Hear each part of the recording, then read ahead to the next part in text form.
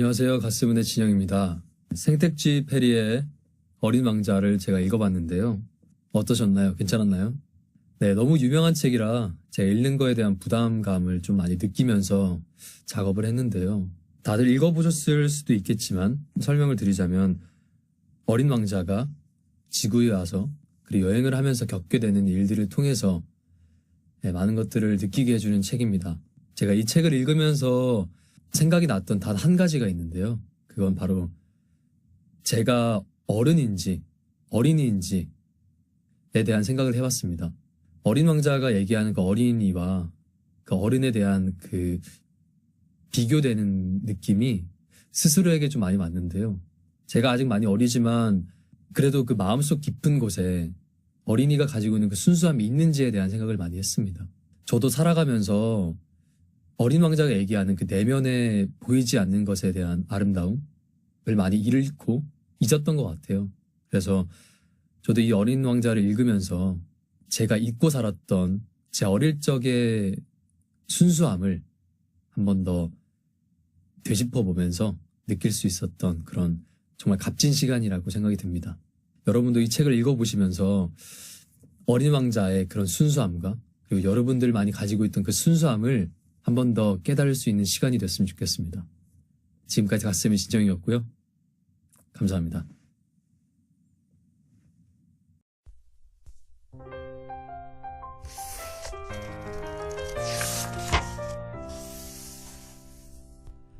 챕터 1. 6살 때 나는 체험담이라는 제목의 원시림에 관한 책에서 굉장한 그림 하나를 본 적이 있다. 보아뱀이 맹수를 잡아먹고 있는 그림이었다. 위의 그림은 그것을 옮겨 그린 것이다. 그 책에는 이렇게 쓰여 있었다. 보아뱀은 먹이를 씹지 않고 통째로 삼켜버린다. 그러고는 그걸 소화시키느라 꼼짝도 하지 않고 6달 동안 잠을 잔다. 그래서 나는 정글 속의 신기한 모험들에 대해 곰곰이 생각해본 후 색연필을 가지고 태어나서 처음으로 그림을 그려보았다. 내 그림 제1호는 이런 것이었다. 나는 내 걸작품을 어른들에게 보여주면서 내 그림이 무섭지 않느냐고 물어보았다. 어른들은 아니, 모자가 뭐가 무섭다는 거니? 라고 대답했다. 내 그림은 모자를 그린 게 아니었다. 그것은 코끼리를 소화시키고 있는 보아뱀 그림이었다. 그래서 나는 어른들이 이해할 수 있도록 보아뱀의 속을 그려주었다. 어른들은 꼭 설명을 해주어야만 한다. 내 그림 제2호는 이런 것이었다. 어른들은 나에게 속이 보였다 안 보였다 하는 보아뱀 그림 일랑은 집어치우고 지리나 역사 혹은 산수나 문법에 관심을 가져보라고 충고해 주었다. 이렇게 해서 나는 6살 때 화가라고 하는 멋진 직업을 포기해버렸다. 내 그림 1호와 2호가 성공을 거두지 못해서 낙심했기 때문이었다. 어른들은 혼자서는 아무것도 이해하지 못한다. 그렇다고 늘 어른들에게 설명을 해주자니 어린이들로서는 여간 귀찮은 게 아니다. 하는 수 없이 다른 직업을 선택해야 했던 나는 비행기 조종하는 법을 배웠다. 나는 이 세상 여기저기를 거의 안 가본 데가 없이 날아다녔다. 그럴 때 지리는 정말로 내게 많은 도움이 됐다.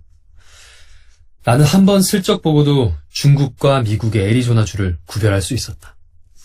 그것은 밤에 길을 잃었을 때 아주 유용한 일이었다. 이렇게 하여 나는 일생 동안 점잖은 사람들을 매우 많이 만날 수 있었다. 어른들 틈에서 살면서 그들을 가까이에서 보아왔던 것이다.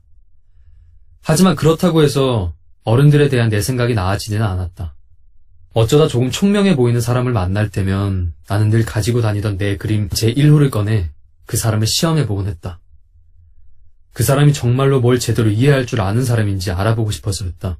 그러나 의뢰 그 사람은 이건 모자군 하고 대답하는 것이었다. 그러면 나는 보아뱀 이야기도 원시림이나 별들에 관한 이야기도 그 앞에서 꺼내지 않고 그 대신 카드놀이나 골프 혹은 정치나 넥타이 이야기를 했다. 그러면 그 사람은 오늘 괜찮은 사람 하나 알게 되었다고 매우 흡족해 했다. 여기까지.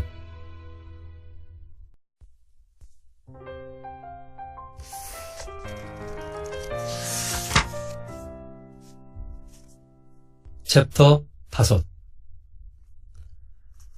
어린 왕자가 살던 별과 별을 떠나와서 한 여행에 대해서 나는 매일매일 조금씩 알게 되었다. 즉, 그가 무심결에 한 말을 통해 문득 이해하게 되곤 한 것이다. 4일째 되던 날 바오밥 나무 이야기도 그렇게 해서 알게 되었다. 이번에도 역시 양덕택이었다. 그는 매우 걱정스럽다는 듯 불쑥 이렇게 물었다. 그러니까 양이 정말로 작은 나무를 먹는다는 거지? 그렇다니까. 아, 다행이다. 양이 작은 나무들을 먹는 게 왜 그렇게 중요한지 나로서는 알 수 없는 일이었다. 어린 왕자는 계속해서 말했다. 그러면 바오밥 나무도 먹겠네? 나는 어린 왕자에게 바오밥 나무는 작은 나무가 아니라 교회만큼이나 커다란 나무이며 코끼리를 한때 데리고 온다 해도 바오밥 나무 꼭대기에 닿지도 못할 것이라고 일러주었다. 코끼리 떼라는 말에 어린 왕자는 웃으면서 말했다. 그럼 코끼리들을 차곡차곡 폭에 놓아야겠네? 그런데 그는 매우 총명하게도 이렇게 말했다. 바오밥 나무도 어른이 되기 전에는 작은 나무일 거야. 물론 그렇지. 그런데 왜 양이 바오밥 나무를 먹어야 한다는 거니? 그러자 그는 그건 물을 필요도 없이 당연한 것이라는 듯이 그야 뭐 라고 대꾸할 뿐이었다. 그래서 나 혼자 그 문제를 이해하기 위해 한참 머리를 짜내어 생각해야만 했다. 사실 다른 모든 별들과 마찬가지로 어린 왕자의 별에도 좋은 풀과 나쁜 풀이 있었다. 그건 곧 좋은 씨앗과 나쁜 씨앗이 있다는 뜻이다. 그런데 씨앗들은 눈에 보이지 않는다. 씨앗들은 땅속 은밀한 곳에서 잠들어 있다가 그중 하나가 갑자기 기분이 내켜 잠에서 깨어나는 것이다. 그러면 그것은 먼저 기지개를 켠 다음 온순하고 귀여운 어린 새싹 하나를 해를 향해 쏙 내민다. 그게 만약 무나 장미의 싹이라면 제 마음껏 자라게 내버려 두어도 된다. 하지만 나쁜 식물일 경우에는 눈에 보이는 즉시 뽑아버려야 한다. 그런데 어린 왕자의 별에는 무시무시한 씨앗들이 있는데 그게 바로 바오밥 나무 씨앗들이었다. 별의 땅은 온통 바오밥 나무 씨앗 투성이었다. 이 바오밥 나무는 제때 뽑지 않으면 어떻게 없앨 방법이 없는 것이다. 그렇게 되면 바오밥 나무는 별을 엉망으로 만들어버린다. 그 뿌리가 별의 구멍을 뚫고 파고들기 때문이다. 그래서 별은 너무 작은데 바오밥 나무가 너무 많으면 별이 산산조각 나버리고 마는 것이다. 어린 왕자는 나중에 이렇게 말해주었다. 그건 생활 습관의 문제인데 말이야. 아침에 일어나 세수를 하고 나면 별도 정성스럽게 몸단장을 해줘야 해. 장미나 바오밥 나무를 구분할 수 있게 되면 즉시 뽑아주는 일을 게을리하면 안 돼. 바오밥 나무는 아주 어렸을 때는 장미와 아주 비슷하게 생겼거든. 이건 정말 귀찮은 일이지만 그렇게 어렵지는 않아. 그리고 어느 날 어린 왕자는 내게 지구 어린이들이 머리에 쏙 들어올 수 있도록 바오밥 나무 그림을 한 장 잘 그려보라고 말했다. 언젠가 그 어린이들이 여행을 하게 될 때 그 그림이 도움이 될 거야. 할 일을 뒤로 미루어도 괜찮을 때도 있지만 바오밥 나무 뽑는 일을 미뤘다간 큰일 나지. 내가 아는 어떤 별에 게으른 사람이 한 사람 살고 있었는데 그는 바오밥 나무 세 그루를 그냥 내버려 두었다가 그만. 그래서 어린 왕자가 말해주는 대로 나는 그 별을 그렸다. 나는 원래 근엄한 말투로 말하는 것을 좋아하지 않는다. 그러나 바오밥 나무의 위험에 대해 너무나도 모르고 있고 또 소행성에서 길을 잃을 사람이 겪을 위험을 생각해서 내 평생에 특별히 딱 한 번만 이렇게 말하겠다. 어린이들이여, 바오밥 나무를 조심하라. 내가 이 그림을 이렇게 열심히 그린 것은 내 친구들에게 경각심을 불러일으키기 위해서이다. 나도 그렇지만 어린이들도 오래전부터 모르는 사이에 이 위험에 둘러싸여 있었다. 내가 전하려는 교훈은 이 그림을 애써서 그릴 만큼 충분한 가치가 있다. 만약 여러분들이 이 책에는 왜 바오밥 나무의 그림만큼 커다란 그림이 또 없느냐고 묻는다면 나는 간단히 이렇게 대답할 것이다. 즉, 다른 그림들도 그렇게 그려보려고 애쓰긴 했지만 뜻대로 되지 않았다. 바오밥 나무를 그릴 때는 너무나도 절박한 심정이었기 때문인 것이다.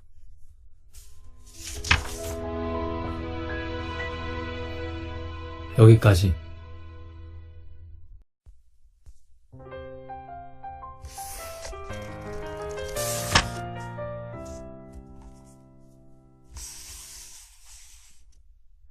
챕터 7.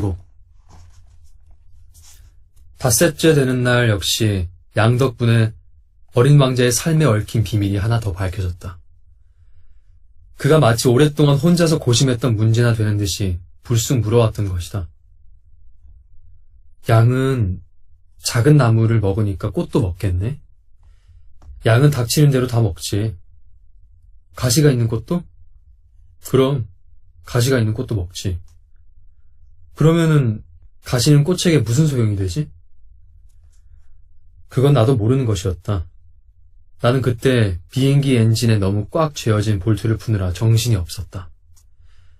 또 비행기 고장이 너무 심한 것 같았고 마실 물도 거의 없어져서 이만저만 걱정이 아니었다. 가시는 어디에 소용되는 거야? 어린 왕자는 한 번 한 질문을 결코 포기하는 법이 없었다. 나는 볼트 때문에 너무나 신경이 곤두서 있었으므로 아무렇게나 대답해버렸다. 가시는 아무짝에도 쓸모없어. 꽃들이 괜히 심술부려 생긴 거야. 그래? 그러자 잠시 말이 없다가 그는 화가 나서 나에게 톡 쏘아붙였다. 아저씨는 순 엉터리야. 꽃들은 연약해. 또 순진해. 걔들은 할 수 있는 만큼 스스로를 보호하는 거야. 가시를 가지고 있으면 자기들이 힘센 꽃이 된다고 믿고 있는 거야. 나는 아무 대꾸도 하지 않았다. 나는 그때 이 볼트가 이번에도 안 빠지면 망치로 때려서 빼내야지 라고 마음먹고 있었는데 어린 왕자가 또다시 내 생각을 방해했다. 그러니까 아저씨 생각으로는 꽃들이 그만, 제발 좀 그만해도. 난 아무것도 몰라. 아무렇게나 되는 대로 답한 것뿐이야. 난 지금 중요한 일을 하고 있단 말이야. 내가 소리치자 그는 깜짝 놀라 나를 바라보았다. 중요한 일이라고? 어린 왕자는 시꺼멓게 기름투성이가 된 손으로 망치를 잡고 그에게는 매우 흉측해 보이는 물체 위로 몸을 숙이고 있는 나를 바라보고 있었다.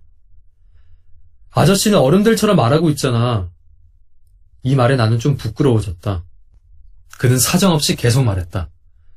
아저씨는 모든 걸 혼동하고 있어. 모든 걸 혼동하고 있단 말이야. 그는 정말 화가 나 있었다. 그의 황금색 머리카락이 바람에 나부꼈다. 내가 알고 있는 어느 별에 시뻘건 얼굴을 한 신사가 한 사람 팔고 있었어. 그는 꽃향기라고는 맡아본 적이 없는 사람이야. 별을 쳐다본 적도 없고 아무도 사랑해보지도 않았어. 그가 하는 것이라고는 계산하는 것뿐이야. 그래서 하루 종일 아저씨처럼 나는 중요한 일을 하는 사람이야. 나는 중요한 사람이야. 하고 중얼거려. 그래서 교만으로 가득 차 있지. 하지만 그는 사람이 아니야. 그는 버섯이야. 뭐라고? 버섯이라니까? 이렇게 말하면서 어린 왕자는 얼마나 화가 나 있던지 얼굴이 하얗게 질려 있었다. 수백만 년 전부터 꽃들은 가시를 만들었어. 또 수백만 년 전부터 양들은 그 꽃들을 먹었어. 그런데도 꽃들이 왜 그렇게 힘들어가며 쓸모없는 가시를 만들어내는지를 이해하는 게 중요한 일이 아니란 말이야? 양들과 꽃들의 전쟁이 중요한 게 아니란 말이야? 그게 붉은 얼굴에 뚱뚱한 신사가 하는 계산보다 더 중요하지 않단 말이야. 그래서 이 세상에 아무데도 없고 오직 내 별에만 있는 단 한 송이의 꽃을 내가 알고 있고 어린 양이 어느 날 아침 무심코 그걸 먹어버릴지도 모른다는 건 중요한 일이 아니라는 거야? 그는 얼굴이 빨개져서 계속했다. 수백만 개하고 또 수백만 개나 되는 별들 가운데서 하나밖에 없는 어떤 꽃을 사랑하고 있는 사람이 있다면 그 사람은 그 별을 바라보는 것만으로도 행복할 거야. 그 사람은 저 별들 어딘가에 내 꽃이 있겠지 하고 생각할 거야. 만약 양이 그 꽃을 먹어버리면 그 사람에게는 저 별들이 갑자기 사라져버린 거나 마찬가지야. 그런데도 그게 중요하지 않다는 거지. 그는 말을 더 잇지 못했다. 그는 갑자기 흐느껴 울기 시작했다. 어느새 밤이 깊어 있었다. 나는 손에서 연장들을 내려놓았다. 망치도 볼트도 목마름도 죽음마저도 모두 우스워 보였다. 어떤 별, 어느 행성에, 아니 내 행성에, 이 지구 위에 위로해 주어야 할 어린 왕자가 있는 것이었다. 나는 그를 두 팔로 감싸 안았다. 그를 부드럽게 흔들면서 말했다. 내가 사랑하는 그 꽃은 괜찮을 거야. 내가 양의 입에 씌울 입마개를 그려줄게. 내 꽃에게는 울타리를 그려주고 나는 무엇라 말해야 좋을지 몰랐다. 어떻게 그를 달래줘야 할지, 어떻게 그의 마음을 되돌려야 할지 모르는 나 자신이 너무나 서툴게 느껴졌다. 눈물의 나라는 참으로 신비로운 것이다.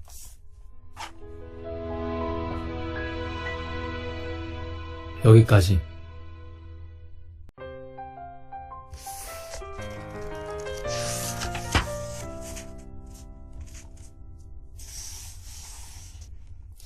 챕터 10. 어린 왕자는 소행성 325호, 326호, 327호, 328호, 329호, 그리고 330호가 있는 근처를 여행하고 있었다. 그래서 일거리도 찾고 견문도 넓힐 겸 그 별들을 우선 둘러보기로 했다. 첫 번째 별에는 왕이 살고 있었다. 왕은 주홍빛 천과 흰 단비 모피로 된 옷을 입고서 매우 검소하지만 위험 있는 옥자에 앉아 있었다. 아, 신하가 한 명 오는구나. 어린 왕자를 보고 왕은 이렇게 외쳤다. 그래서 어린 왕자는 속으로 생각했다. 아니, 나를 한 번도 본 적이 없으면서 어떻게 내가 누군지 안단 말이지? 왕들에게는 세상이란 매우 간단한 것이라는 사실을 어린 왕자는 알지 못했던 것이다. 즉, 모든 사람이 신하들인 것이다. 짐이 너를 더 잘 볼 수 있도록 가까이 오너라. 어떤 한 사람이 왕이 되었다는 게 매우 흡족한 듯 왕이 말했다. 어린 왕자는 앉을 자리를 찾아보았으나 그 별은 온통 흰 단비 모피로 된 호화스러운 망토로 뒤덮여 있었다. 그는 서 있을 수밖에 없었으며 피곤한 나머지 하품을 했다. 그러자 그 왕이 말했다. 왕 앞에서 하품을 하는 것은 예절에 어긋나느니라. 짐은 하품을 그만오라. 어리둥절해진 어린 왕자가 대답했다. 하지만 하품을 참을 수가 없는걸요? 오랫동안 여행한 탓인지 잠도 제대로 자지 못했어요. 왕이 말했다. 그렇다면 내게 명하노니 하품을 하도록 하라. 하품하는 것을 본 지도 몇 년 되었구나. 거참 신기한 모습이로구나. 자, 한 번 더 하품을 하라. 자, 한 번 더 하품을 하라. 이것은 명령이니라. 어린 왕자가 얼굴이 붉어져서 대답했다. 그렇게 말씀하시니까 겁이 나서 하품이 나오지 않는군요. 그러자 왕이 다시 말했다. 그래? 그렇다면 내게 명하노니 어떤 때는 하품을 하고 어떤 때는...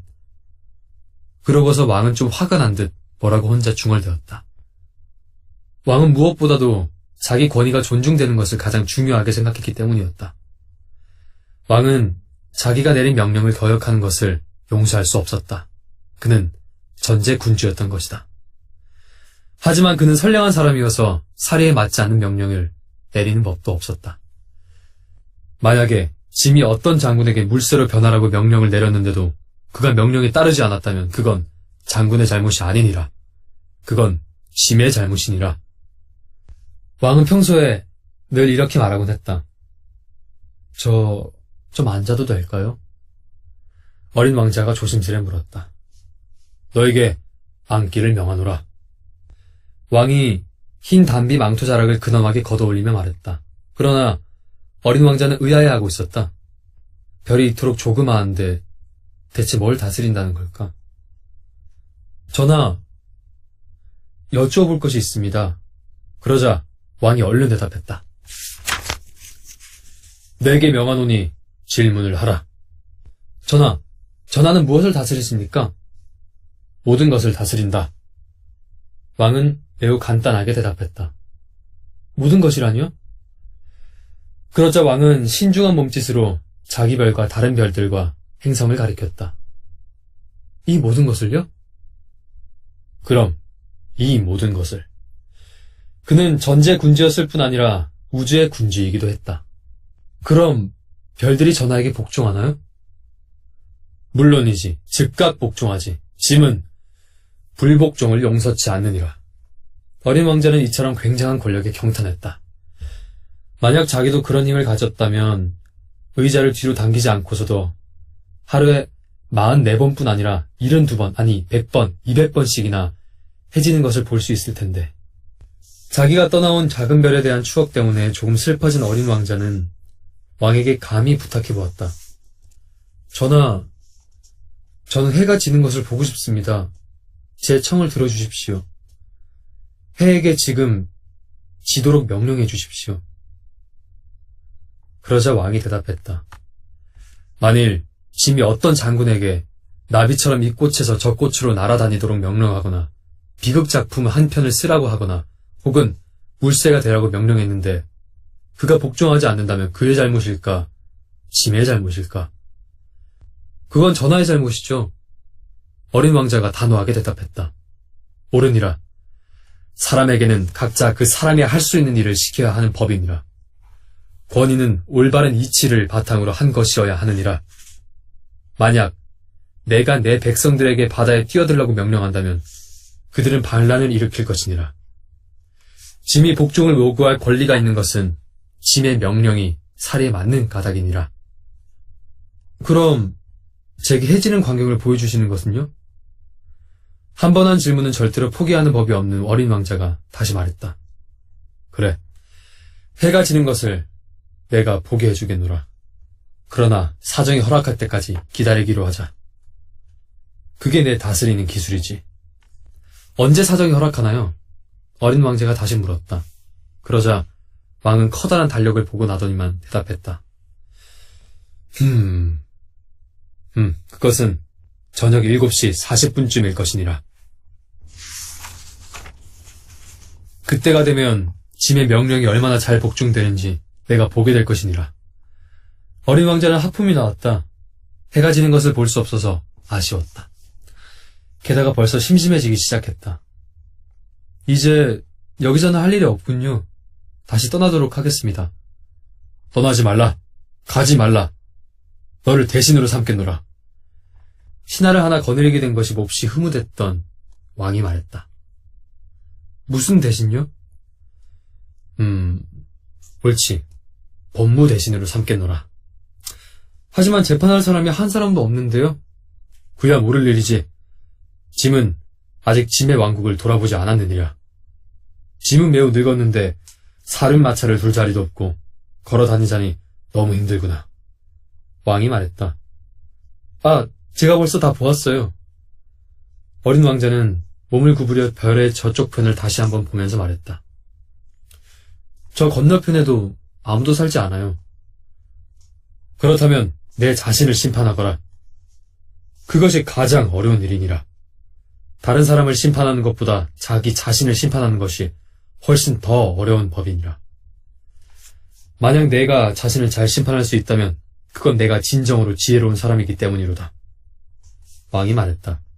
제 자신을 심판하는 일이라면 어디서든 할 수 있어요. 꼭 여기에 있을 필요는 없어요. 그렇다면 내 별 어딘가에 늙은 쥐 한 마리가 살고 있는 줄로 알고 있다. 밤마다 소리가 들려오느니라. 그 늙은 쥐를 심판하거라. 때때로 그에게 사형 선고를 내리거라. 그렇게 되면 그 생명이 내 손에 달려있게 되느니라. 그렇지만 매번 그에게 특사를 내려 그를 아끼도록 하라. 단 한 마리밖에 없는 쥐니까 말이다. 저는 사형 선고를 내리는 일 따위는 하기 싫습니다. 이제 떠나야겠습니다. 가지 말라. 왕이 말했다. 떠날 채비를 이미 끝낸 어린 왕자는 그러나 늙은 왕의 마음을 아프게 하고 싶지는 않아서 이렇게 말했다. 전하께서 끝내 전하의 권위를 지키시려면 제게 이치에 맞는 명령을 내리시면 되잖아요. 어때요? 제게 1분 내로 떠나도록 명령하시는 것이. 지금 그 명령을 내리기에 조건이 좋은 것 같은데요? 왕은 아무런 대답을 하지 않았다.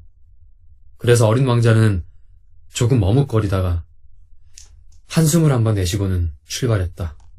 그러자 그의 등 뒤에서 왕이 황급히 외쳤다. 너를 내 외교관으로 명하노라. 그는 매우 근엄한 표정을 짓고 있었다. 어른들이란 참 알 수 없단 말이야. 어린 왕자는 여행하면서 속으로 중얼거렸다.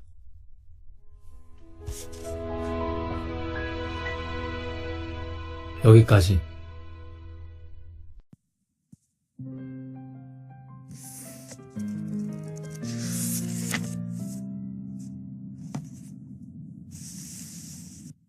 챕터 14. 다섯 번째 별은 무척 흥미로운 별이었다.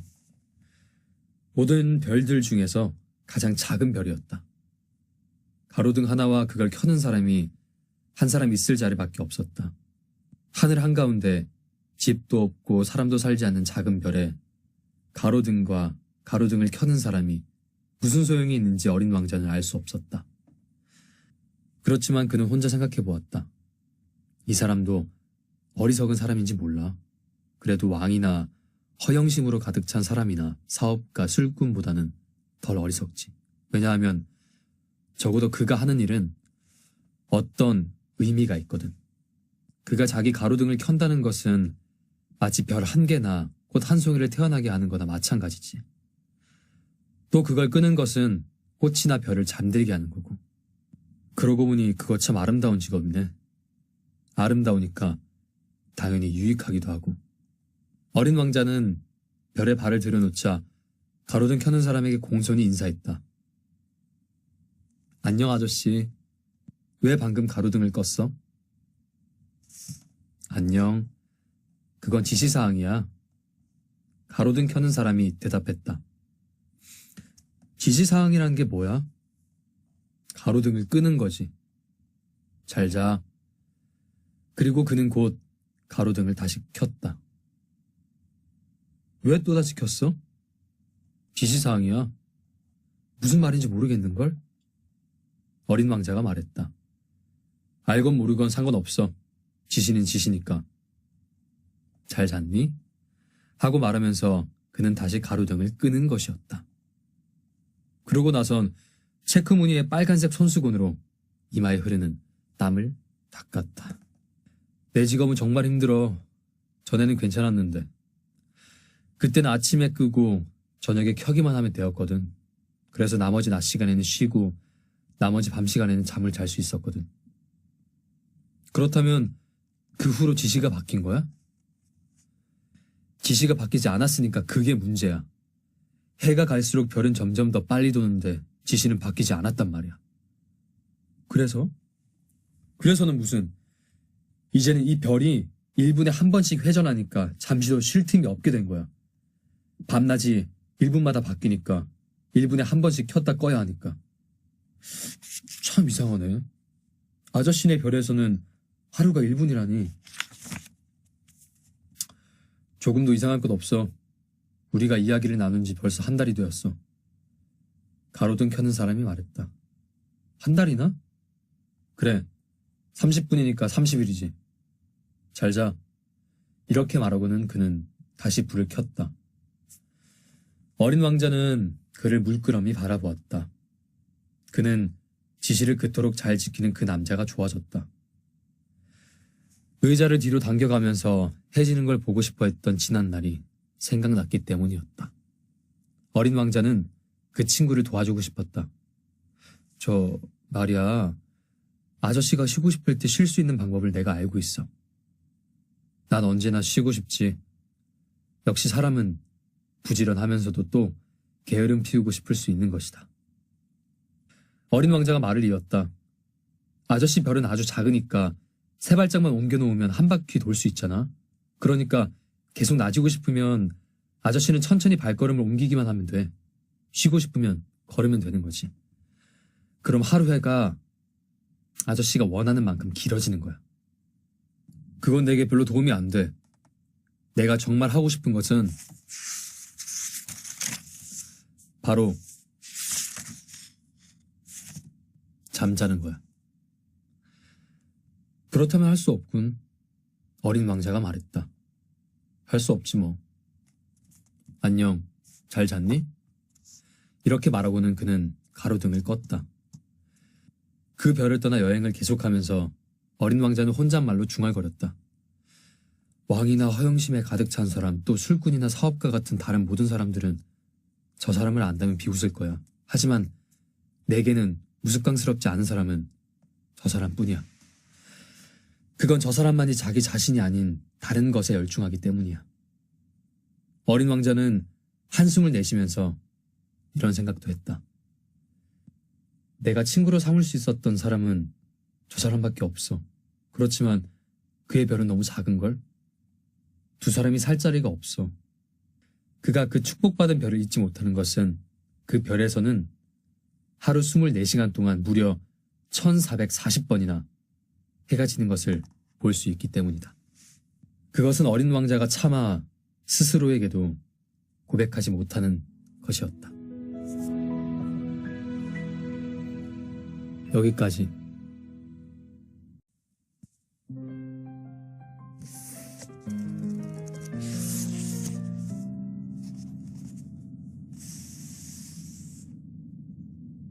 챕터 17. 재치있게 이야기를 하려다 보면 어쩌다 좀 거짓말을 하는 수가 있다. 내가 가로등 켜는 사람들의 이야기를 여러분에게 했을 때 나는 그렇게 정직하지는 못했다. 따라서 지구를 잘 알지 못하는 사람이 만약에 내 이야기를 듣는다면 그 사람은 지구에 대해 잘못된 생각을 얻었을 수도 있겠다. 사실은 지구에서 사람들이 차지하는 자리는 아주 작다. 만약 지구에서 사는 20억 명의 어른들이 큰 모임이라도 가져서 촘촘히 줄을 지어 선다면 세로 20마일, 가로 20마일 크기의 광장으로도 충분할 것이다. 또 그들을 차곡차곡 포개어 놓는다면 태평양 위에 아무리 작은 섬이라도 다 쌓을 수 있을 것이다. 물론 어른들은 이런 말을 믿지 않을 것이다. 그들은 자기들이 굉장히 큰 자리를 차지하고 있다고 생각하기 때문이다. 그들은 스스로를 바오밥 나무만큼이나 중요하다고 여기고 있다. 내 말이 정말인지 아닌지 여러분은 그저 어른들에게 계산해보라고 일러주면 된다. 그들은 숫자를 좋아하니까. 그러면 그들은 기분 좋아할 것이다. 하지만 여러분은 그 문제를 푸느라 괜히 시간을 낭비할 필요가 없다. 그건 쓸데없는 짓이니까. 여러분은 내 말을 믿지 않는가? 그래서 어린 왕자가 지구에 처음 도착했을 때 아무리 둘러봐도 사람이 보이지 않는 것에 놀랐다. 혹시 다른 별로 잘못 온 게 아닌가 싶어 걱정하고 있을 때 동그란 달빛 고리가 모래 속에서 움직이는 것을 보았다. 안녕? 어린 왕자는 일단 인사부터 했다. 안녕? 뱀이 대꾸했다. 내가 지금 무슨 별에 떨어진 거야? 어린 왕자가 물었다. 지구야. 아프리카지. 그래? 그럼 지구에는 아무도 살지 않니? 여긴 사막이야. 사막에는 아무도 없어. 지구는 매우 크거든. 뱀이 대답했다. 어린 왕자는 돌 위에 걸터 앉아 하늘을 올려다보며 말했다. 별이 저렇게 반짝이는 건 누구든 언제고 다시 자기 별을 찾아낼 수 있게 하려는 게 아닐까? 저기 내 별을 바라봐. 바로 우리 머리 위에 있어. 그렇지만 너무 멀리 있어. 내 별은 아름답구나. 여기 무엇하러 왔니? 뱀이 물었다. 난 어떤 꽃이랑 좀 안 좋은 일이 있었어. 아, 그래? 그리고 둘은 잠시 아무 말도 하지 않았다. 이윽고 어린 왕자가 다시 말했다. 사람들은 어디 있는 거지? 사막은 좀 쓸쓸하구나. 사람들 틈에 섞여 있어도 외롭기는 마찬가지야. 뱀이 대답했다. 어린 왕자는 뱀을 한참 바라보더니 말했다. 넌 참 이상하게 생겼구나.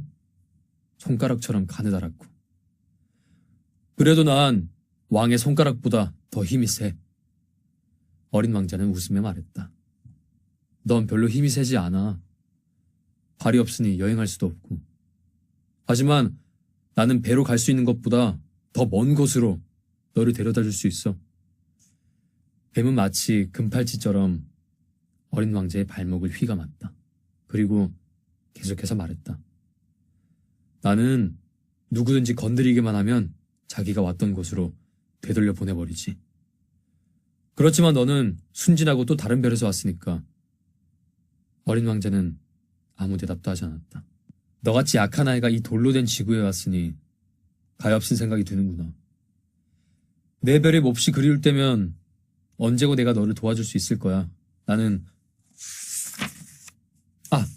그래. 무슨 뜻인지 알겠어. 근데 왜 그렇게 언제나 수수께끼 같은 말만 하니? 난 수수께끼를 모두 풀 수 있어. 뱀이 말했다. 그리고 둘은 침묵했다. 여기까지.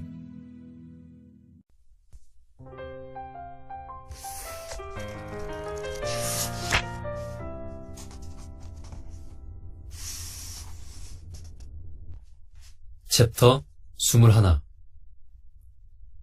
바로 그때 여우가 나타났다. 안녕? 여우가 인사했다. 안녕? 어린 왕자가 공손히 인사하고 돌아다보았으나 아무것도 보이지 않았다. 여기야! 사과나무 아래. 그 목소리가 말했다. 넌 누구야? 참 예쁘구나. 어린 왕자가 말했다. 난 여우야. 이리 와서 나랑 놀아줘. 난 정말 슬퍼. 어린 왕자가 말했다. 난 너와 함께 놀 수 없어. 여우가 말했다. 나는 길들여지지 않았으니까. 그럼 미안해. 그러나 잠시 생각한 후 어린 왕자는 다시 말했다. 근데 길들인다는 게 뭐지? 너 여기 사는 애가 아니구나? 뭘 찾고 있니? 난 사람들을 찾고 있어. 그런데 길들인다는 게 뭐지? 사람들은 총을 가지고 있어서 사냥을 하지. 그게 참 골치 아픈 일이야. 그들은 닭도 키우지. 그게 그들의 유일한 관심사야. 너도 닭을 찾고 있니? 여우가 물었다. 아니, 난 친구를 찾고 있어. 길들인다는 게 뭐야? 사람들 사이에서 너무 쉽게 잊혀지는 어떤 것인데 그건 관계를 만든다는 뜻이야. 관계를 만든다고?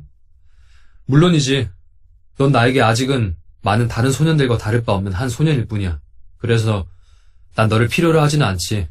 또 너도 나를 필요로 하지 않고. 너에게 나는 다른 많은 여우들과 다를 바 없는 여우 한 마리에 지나지 않거든. 그렇지만 만약 내가 날 길들인다면 우리는 서로를 필요하게 되는 거야. 너는 나에게 이 세상에서 단 하나뿐인 존재가 되는 거고. 나도 너에게 세상에서 유일한 존재가 되는 거야. 이제 조금 알 것 같아. 어린 왕자가 말했다. 나에게 꽃 한 송이가 있는데 그 꽃이 나를 길들인 걸 거야, 아마. 그럴지도 모르지. 지구에서는 온갖 일들이 다 있으니까. 여우가 말했다. 아니야. 그건 지구에서가 아니야. 그러자 여우는 매우 궁금한 모양이었다. 그럼 다른 별에서란 말이야? 응. 그 별에도 사냥꾼이 있니? 아니? 그거 참 신기하군. 그럼 닭은? 없어. 세상에 완전한 대라고는 없군. 여우가 한숨을 내쉬며 말했다. 그리고 하던 이야기를 계속했다. 내 생활은 단조롭단다. 나는 닭을 쫓고 사람들은 나를 쫓지. 닭들은 모두 똑같고 사람들도 모두 똑같아. 그래서 난 좀 지루해. 그렇지만 만약 내가 나를 길들인다면 내 생활은 환히 밝아질 거야. 그렇게 되면 다른 모든 발소리들과는 다른 발소리를 알게 되겠지. 다른 발소리들은 나를 땅 밑으로 기어 들어가게 만들지만 내 발소리는 마치 음악처럼 여겨져서 그걸 들으면 난 땅 밑 굴에서 뛰어나가게 될 거야. 그리고 저길 좀 봐. 저기 밀밭이 보이지? 난 빵은 안 먹으니까 나에게 밀은 아무 소용도 없어. 밀밭은 내게 아무 생각도 불러일으키지 않아. 그건 정말 서글픈 일이지. 하지만 내가 황급빛 머리카락을 가진 내가 나를 길들인다면, 그렇게 된다면 정말 근사할 거야. 왜냐하면 역시 황금빛으로 물든 밀밭이 내게 내 추억을 떠올려 줄 테니까. 그러면 나는 밀밭 사이를 불어가는 바람 소리도 좋아하게 되겠지. 여우는 한참 동안 말없이 어린 왕자를 바라보았다. 그러고 나서 다시 말했다. 부탁이야. 나를 길들여 줄래? 나도 그러고 싶어. 그렇지만 난 시간이 별로 없어. 난 친구를 많이 사귀고 싶고 또 많은 것들을 알고 싶거든. 어린 왕자가 대답했다. 무언가를 길들이지 않고서는 그걸 정말로 알 수는 없어. 사람들은 이젠 뭔가를 진정으로 알게 될 시간이 없어졌어. 그들은 이미 다 만들어져 있는 물건을 가게에서 살 뿐이거든. 그런데 친구를 파는 가게는 없으니까 이제 그들은 친구가 없는 거지. 친구를 가지고 싶다면 나를 길들여줘. 어떻게 하면 되지? 어린 왕자가 물었다. 인내심이 있어야 해. 처음에는 내게서 조금 떨어져서 이렇게 풀밭에 앉아있는 거야. 나는 너를 흘끔흘끔 곁눈질로 쳐다보지. 넌 아무 말도 하지 마. 말은 오해의 근원이지. 날마다 넌 조금씩 더 가까이 다가 앉을 수 있게 될 거야. 다음날 어린 왕자는 다시 여우에게 갔다. 매일 똑같은 시간에 와주는 게 더 좋아. 여우가 말했다. 이를테면 내가 오후 4시에 온다면 난 3시부터 행복해지기 시작할 거야. 4시가 가까워올수록 나는 점점 더 행복하겠지. 그리고 4시가 다 되었을 때 난 흥분해서 가만히 앉아있지 못할 거야. 아마 행복이 얼마나 값진 것인가 알게 되겠지. 그렇지만 내가 아무 때나 온다면 나는 몇 시에 맞춰 내 마음을 준비해야 할지 모르잖아. 어떤 준비의식 같은 것이 필요하거든. 의식이라는 게 뭐야? 여우는 대답해 주었다. 그것도 역시 너무 쉽게 잊혀지는 어떤 것이지. 의식이란 어느 하루를 다른 날들과는 다른 특별한 날로 만들어주고 어떤 한 시간을 다른 시간들과는 다르게 만들어주는 거야. 이를테면 내가 아는 사냥꾼들도 의식을 치르지. 매주 목요일만 되면 그들은 마을 처녀들과 춤을 춰. 그래서 목요일은 신나는 날이야. 나는 포도밭까지 산책을 나갈 수 있어. 근데 사냥꾼들이 아무 때나 춤을 춘다면 하루하루가 모두 똑같아지잖아. 그렇게 되면 난 하루도 쉴 수 있는 날이 없게 될 거고, 그렇게 해서 어린 왕자는 여우를 길들였다. 그리고 시간이 되어 그가 떠나려 하자 여우가 말했다. 아, 난 울고 말 거야. 그건 어쩌면 내 탓이야. 난 널 슬프게 만들고 싶지는 않았는데 내가 나한테 길들여 달라고 했잖아. 그건 그래. 그런데도 울 거라고? 어린 왕자가 말했다. 그래, 울 거야. 여우가 대답했다. 그것 봐. 길들인다는 게 뭐가 좋니? 좋은 게 있지. 저 밀밭의 색깔을 보면. 여우는 덧붙여 말했다. 그 장미꽃들을 다시 가서 봐.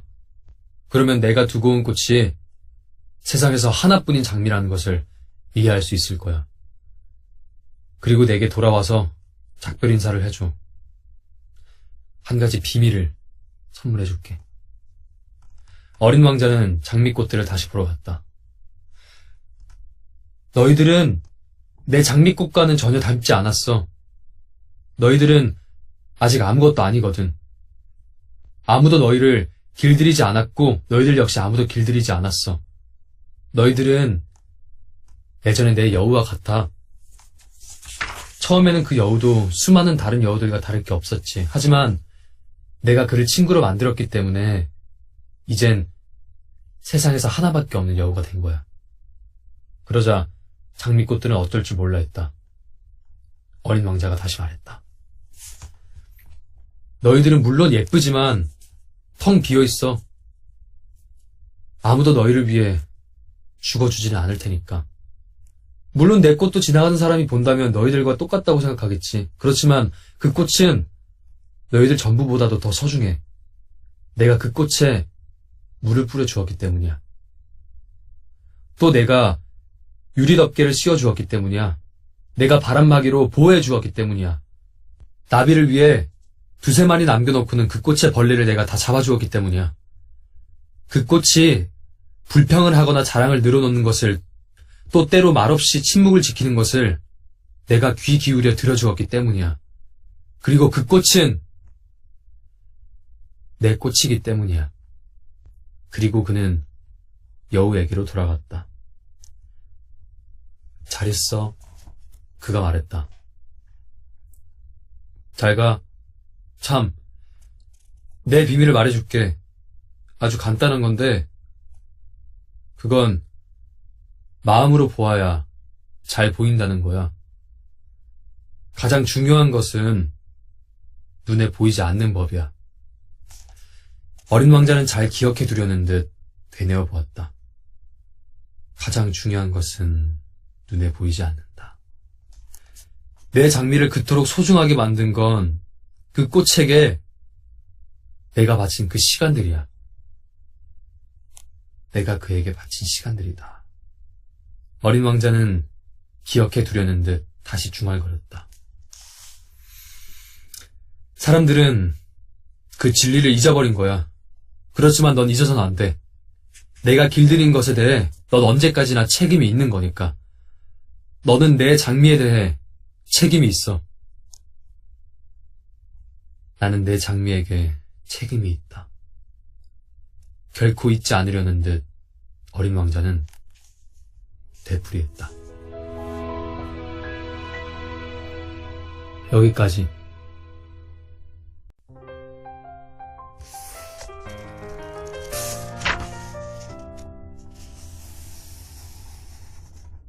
챕터 24. 사막에서 비행기가 고장을 일으킨 지 8일째 되는 날이었다.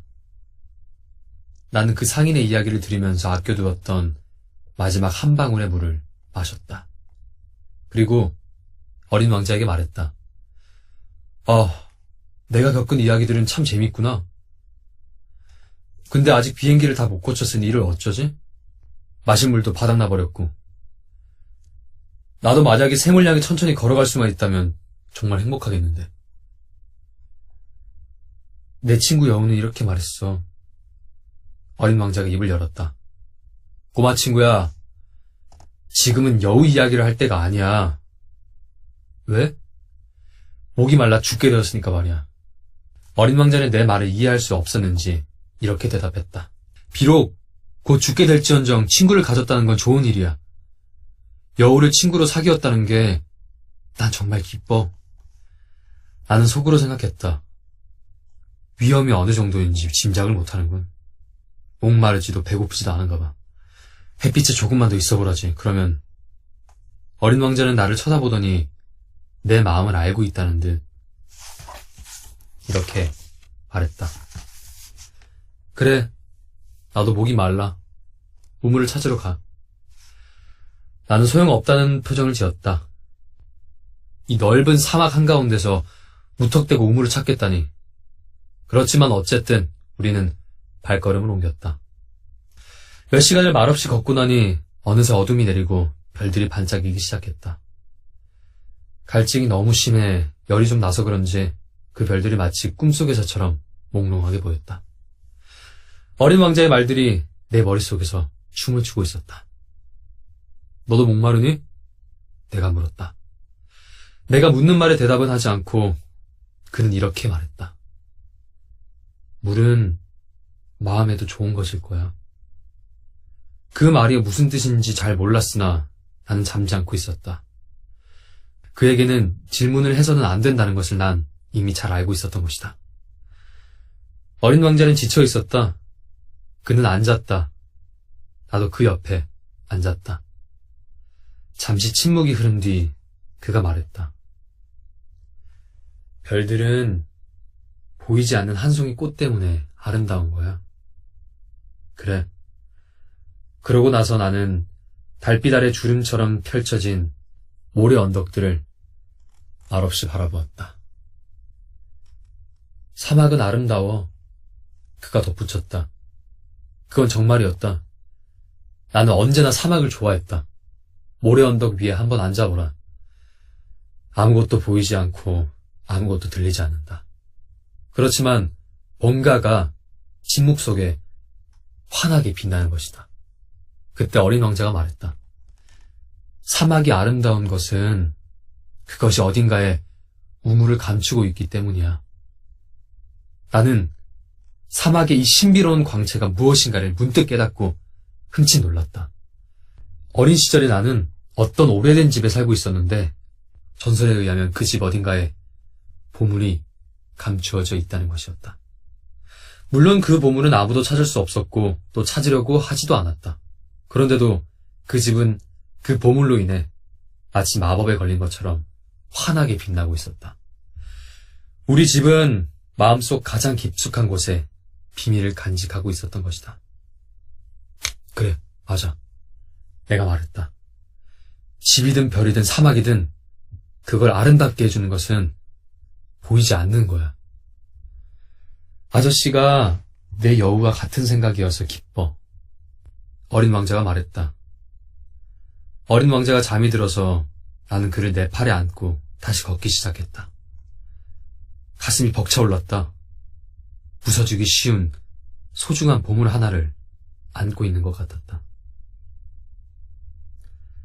이 지구에는 이보다 더 연약한 것은 없는 것 같은 느낌마저 들었다. 달빛 아래 비치는 그 창백한 이마와 감겨진 두 눈과 바람결에 나부끼는 그 머리카락을 보면서 나는 속으로 말했다. 여기 보이는 건 껍데기에 지나지 않아. 가장 중요한 건 눈에 보이지 않으니까. 방싯 벌어진 그의 입술이 보일 듯 말 듯한 미소를 띤 순간 나는 생각했다. 잠든 이 어린 왕자가 이토록 내 마음을 감동시키는 것은 꽃 한 송이를 향한 그의 성실성 때문이야.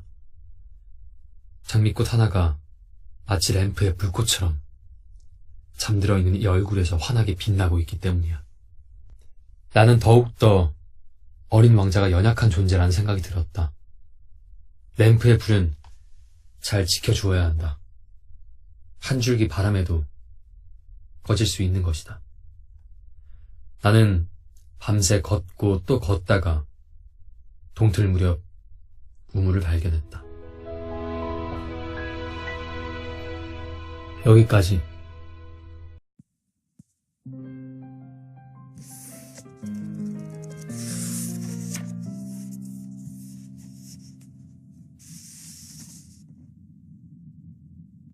챕터 27. 이젠 벌써 6년 전의 일이다.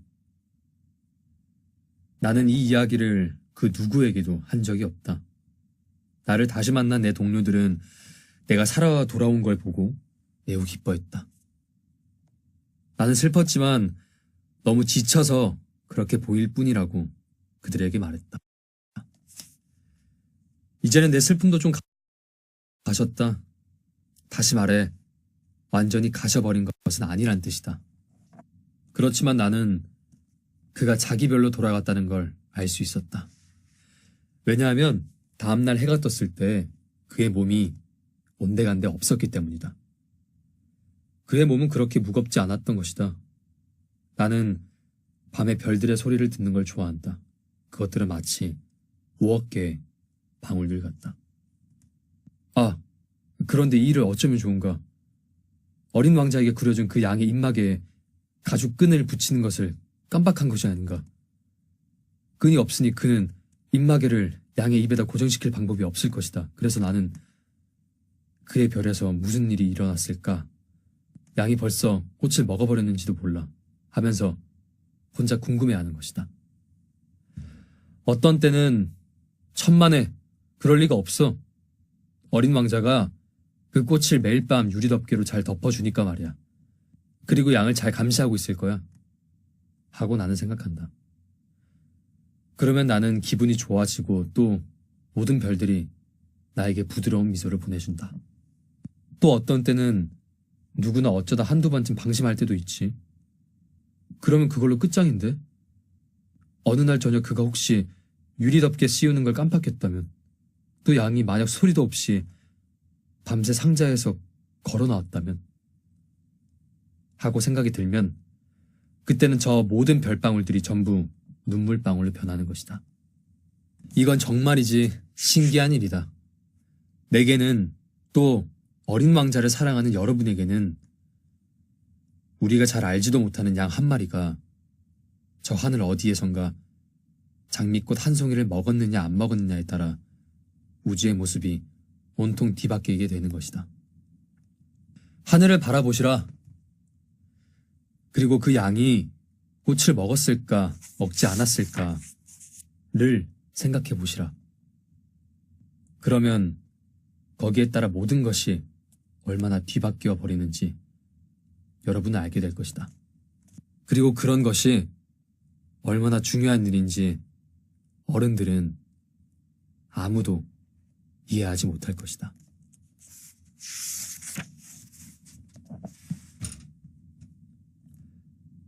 이 그림이 나에게는 이 세상에서 가장 아름답고도 가장 슬픈 풍경이다.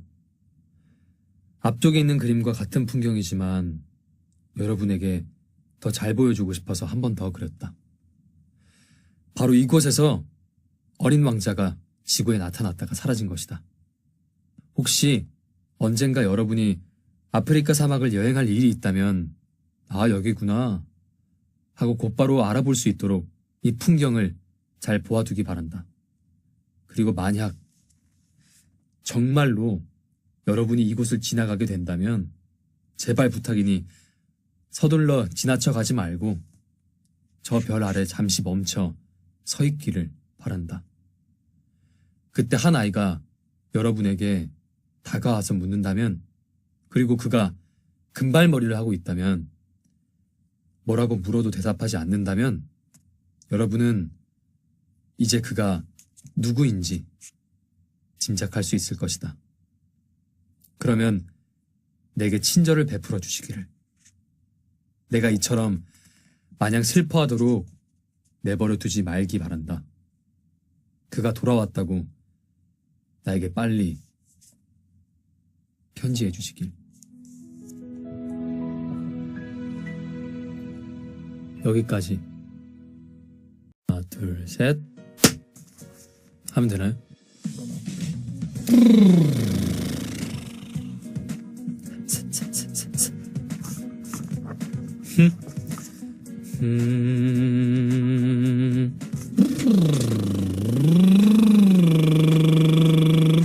챕터 5. 어린 왕자가 살던 별과 별을 떠나와서 한 여행에 대해서는 땡, 큰일 나지. 땡, 몸을 다시 땡. 그럼 그걸로 끝장인데? 땡. 또 어떤 때는 누구나 어쩌다 한 번, 땡. 또 어떤 때는 누구나 정신 집중. 그 집 어딘가에 보물이 감추어져 있었다는 것이었다. 땡이다. 사람에게는 각자 그 사람이 할 수 있는 일을 시켜야 하는 법이니라. 다시 하고. 네?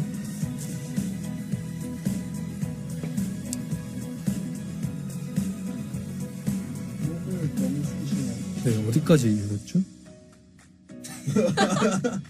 네, 오케이. 의식을 잃기 시작했다. 좀 그 전 챕터 아까 읽을 땐 되게 잘했는데, 이게 발음이 꼬이기 시작하네. 열심히 해야지. 아니면 네. 읽고 네. 뭔가 네. 두고 나가는 버전으로. 네. 그래요? 그러면 책을 제자리에 두고 이렇게. 할게. 이것도 지워주세요. 이것도 편집. 저는 21 챕터랑 27 챕터가 제일 중요한 거예요. 마지막. 너무 좋은 얘기가 좀 많아서 여기까지.